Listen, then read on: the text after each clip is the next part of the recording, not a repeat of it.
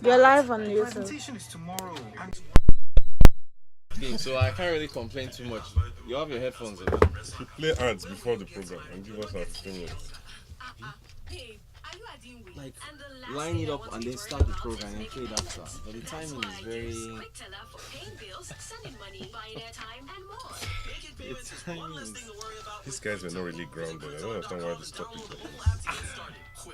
That's what I'm saying. And that's what feeds into this story now. This cybercrime will cripple Nigeria's economy. Work and grow even faster. Studio. Yeah, that's serious. Mic is off.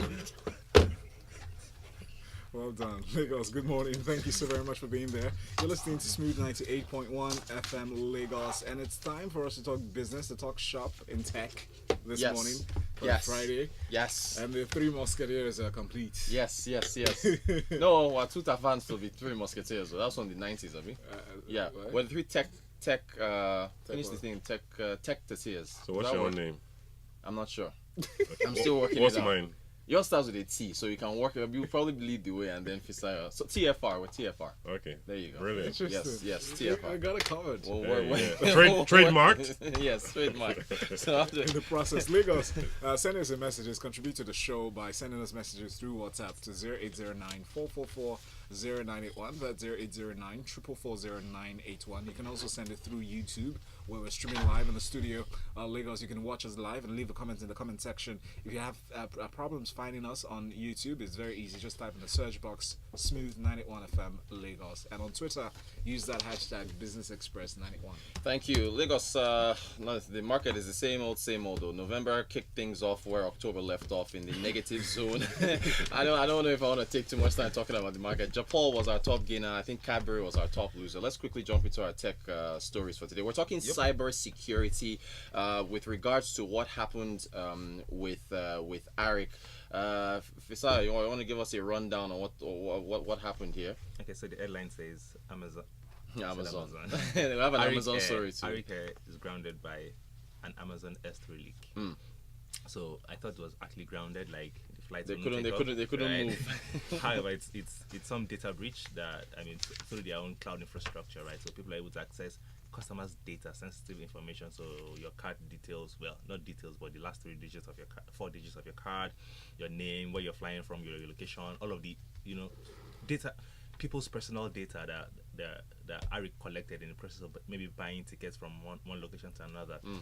So the person that found the leak, Justin, his name is Justin Payne.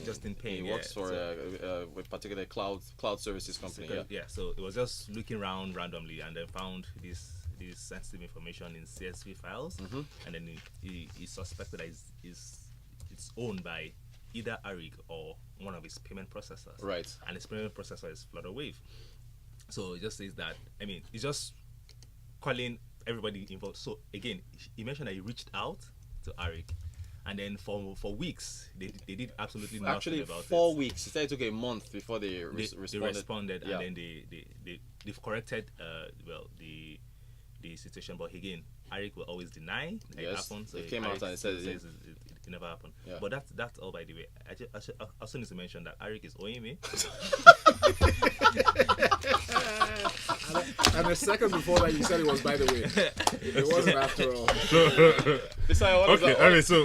does that have to do with all that? I'm just talking about data breaches and payments, right? So I tried to pay for a flight from Port Harcourt to Lagos, and then somehow my payment went through. This is Tech Friday. This is not invention. Wait, your payment went through. They took your money, but you didn't get it. I didn't get my ticket. So they've been grounded for that.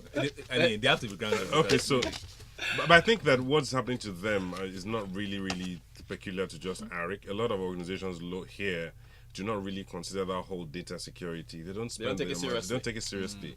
And with this, when it comes to cybersecurity, you have to be ahead of the game. You have to constantly keep protecting your house. So yesterday's security is today's outdated. It's outdated today. The next minute it's outdated. So you also have to have a team of people, whether outsourced or not, in that sense.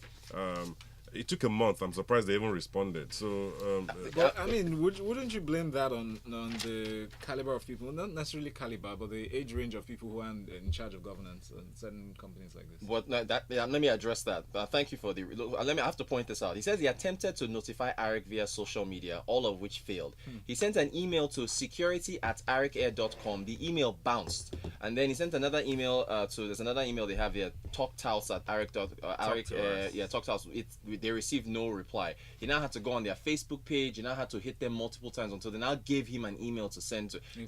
He sent the email. The person didn't respond for like 2 weeks or so. Then now finally came back and said, okay, they are looking into it. And that was the last he heard from them. Quick tip to Arik: consult my guys. I can refer you to my guys to handle your social media. But I think in this, my point is, it's beyond. It's not just them. There are a ton of organizations as well. Yeah. Some take the effort to do things like penetration testing and get external parties to run all sorts of security tests, simulating all sorts of security breaches. But I think it's something companies need to start taking seriously. Again, if you don't value data, then you treat it anyhow. Exactly. Which is that's the truth. I do need to point. Businesses really need to pay attention to the internet chatter. Very much especially so. around their business. Very much. But Fisayo, you mentioned Flutterwave. At the top of his blog post, James Payne mentioned that Flutterwave says didn't have anything to do with it. It's like he wanted to just put that out there, some kind of disclaimer. He also said this was not a hack. That there's a difference between somebody breaking into your house and stealing something and you leaving your door open. So I guess this is a case of. So he didn't try to.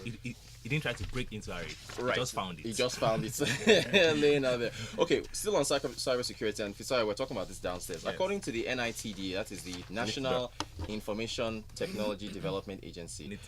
NITDA, yes. Okay, they're saying that cybercrime could cripple the nation's economy. So I'm putting this to both of you now. Well, with the way data Taiwo, we've already talked about how many of us don't regard data. Can the economy really be crippled if cybersecurity is not taken as seriously as it should? Because my thing, if someone would say Nigeria is just running on fumes, companies don't take this seriously, what's really the worst that can happen? What do you think? I think so. Yeah. And we're not too far from it. So okay. Take for example now, let's imagine some guys find a way to hack into CBN computer systems or some of the major banks. Why did your voice drop when you said that?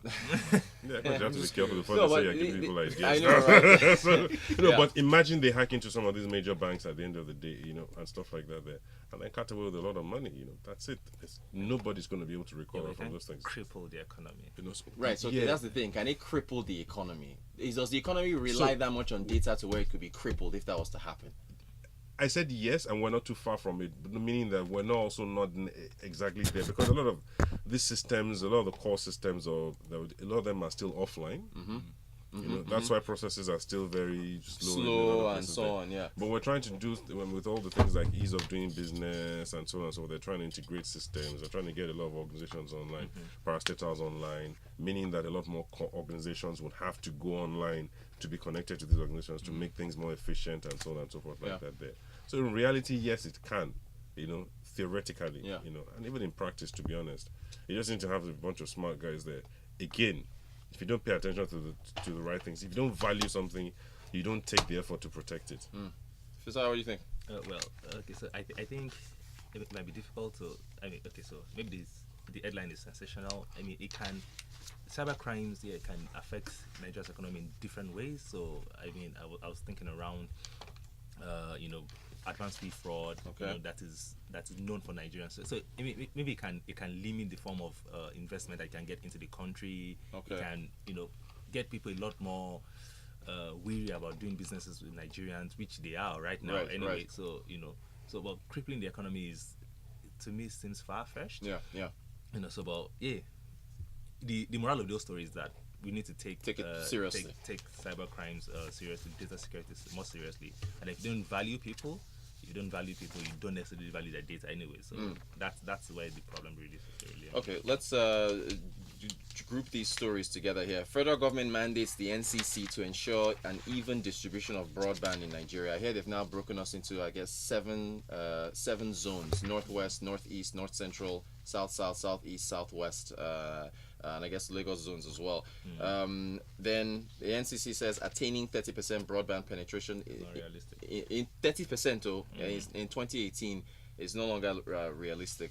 Are we whose side are we on? Are we with federal government saying that? First problem, what's our population? So 30% of what? That's the first problem. That's the first question we need to answer. So we're back to data again. Yes, now what's 30% of what? Right. Well, depending on who you ask, right? So 160 million, 180, 200, 190, 100 million, 200 and something. 100 million, 120 million. Right. And we still can't do the census. The census still hasn't happened. So 30% of what? Right. Okay, Right. maybe 30% of the landmass. That's assuming we even know where the boundary of Nigeria is. What the landmass is. But I mean, looking at the plus side, we're being very proactive in Nigeria. I heard yesterday, I stumbled on this story, Rotus. Yeah. I forgot to share it with you. Some app on Google Play Store that beats Candy Crush. Oh yeah, A trivia app, TQ Trivia. Yeah. So people go there at the same time. Somebody told me about it a while ago, but I didn't take it seriously at the time until I tried it. You go there at about 9 o'clock. Answer questions relating to Nigeria, national interest questions. Right. Questions, Okay. and then you win money, Like real money. like real cash, Please, like what's the link? Naira. So TQ Trivia. It's okay, on we'll the app, try it Google Play out. Store and Apple App Store. That's the app And that- they beat it Candy Crush is just the thing that Right. you- I wonder if they have a question about how much the population is. That would be that would be interesting. very interesting to see. All right, Lagos, we're about to round up. Thank you very much, Rotus. and- Taiwo, thank you so much for joining us. Appreciate it. Fisayo, we're out of time. Okay. Sorry. Arik, please give him his money. I love the fact that the federal government can order people To spread fix broadband. Yes. broadband, Just yeah. like that. It's a magic wand. Thank you. Thank you, Lagos. We have an interesting chat coming up next about how you can delve in onto the internet space actually to get valuable information for every sort of business this morning. Keep it here. Problems. You take 3 minutes to run adverts. Now it's There's more ads, more ads. Excuse me. What is It's not fair.